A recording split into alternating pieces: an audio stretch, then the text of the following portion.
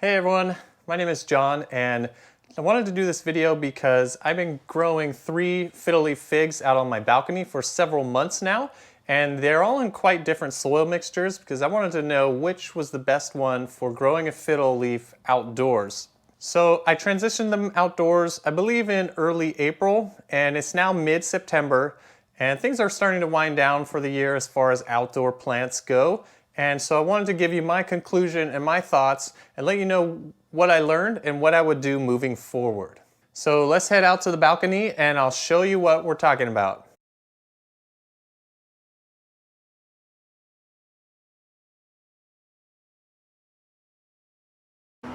Okay, so here you can see the 3 fiddles, 1 in the front and 2 in the corners. So this one here has the wettest soil. This one here has the chunkiest soil, and this one here has just like the basic soil.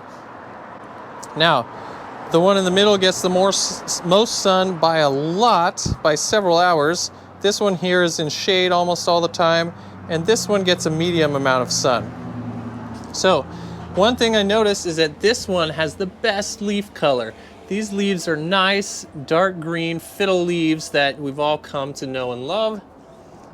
The leaves over here in the shade are also looking quite good.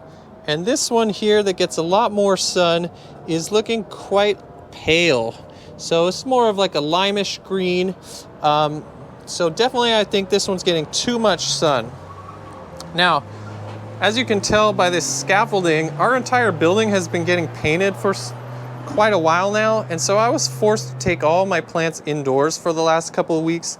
So the one in the middle actually is not looking so hot, but I promise it was looking amazing before I took it indoors.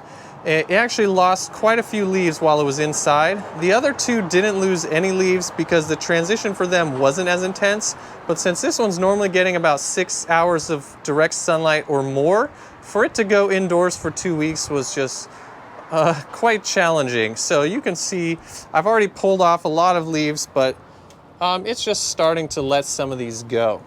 Okay, so this one is in a mix that's 4 parts bark, 2 parts potting soil, 1 part perlite. This is in a 5-1-1-1 mix, so 5 parts bark, 1 part of bark dust instead of potting soil, then 1 part lava and 1 part turface. So this is quite a chunky and dry mix. And this is in just my standard favorite all-around soil, 1 part bark, 1 part potting mix, and 1 part perlite. Okay, so it's generally accepted that a chunkier soil, which allows you to water more often, provides a better environment for the roots because they're getting a fresh supply of water and nutrients and constant access to air as well as moisture. So I really thought this one would take off, but they actually all really grew about the same. I couldn't declare a winner for you. I would say this one looks the healthiest, but it also has the best location out of all of these, whereas this was too bright and this was definitely on the shady side. Now, to be fair, I gave them all the same amount of fertilizer, and I probably should have doubled up on this middle one because the water rushes through it so quickly, it's gonna wash a lot of that away.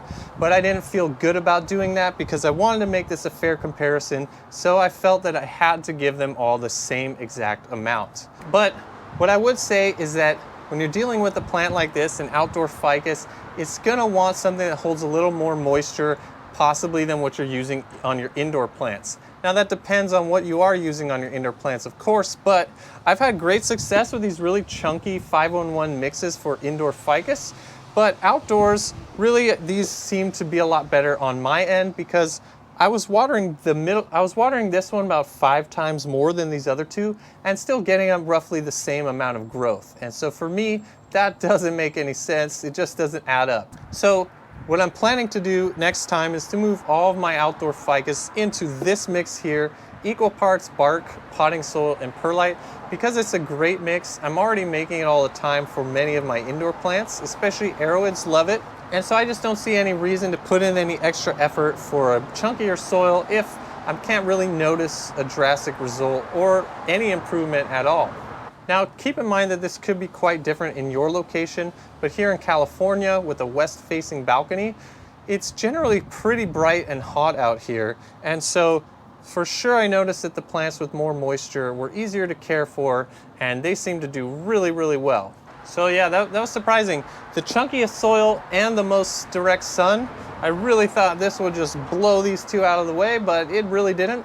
But I am glad I did this experiment because now I know I don't need to try and do that next year. I'm gonna do a lot less watering for my outdoor plants, and we're gonna see how that goes. And I will definitely let you know what I learn as I'm doing that. So we're gonna head back indoors just for a quick wrap up and give you my final thoughts. So I will see you in a moment.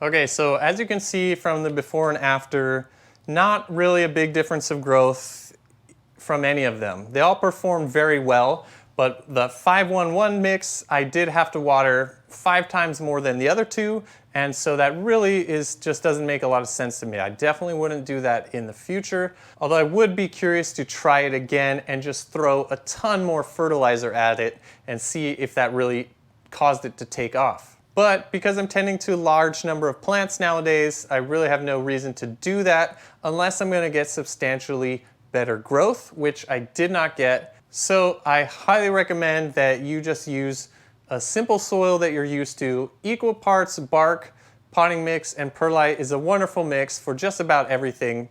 And I know that for a long time I was only using 5-1-1 and gritty mixes, and I was afraid to sort of use some more basic mixes.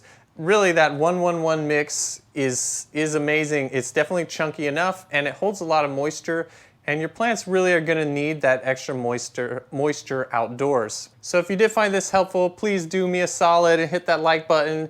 Consider subscribing if you're not already. You can definitely look forward to more videos like this in the future. I love doing experiments all the time. If you have more specific questions about growing your plants outdoors, especially these, I'd love to help you. So go ahead and reach out to me in the comments section. But yeah, so that's gonna wrap this one up for me. So thank you so much for joining me. I really hope to see you in the next video. Have a good one.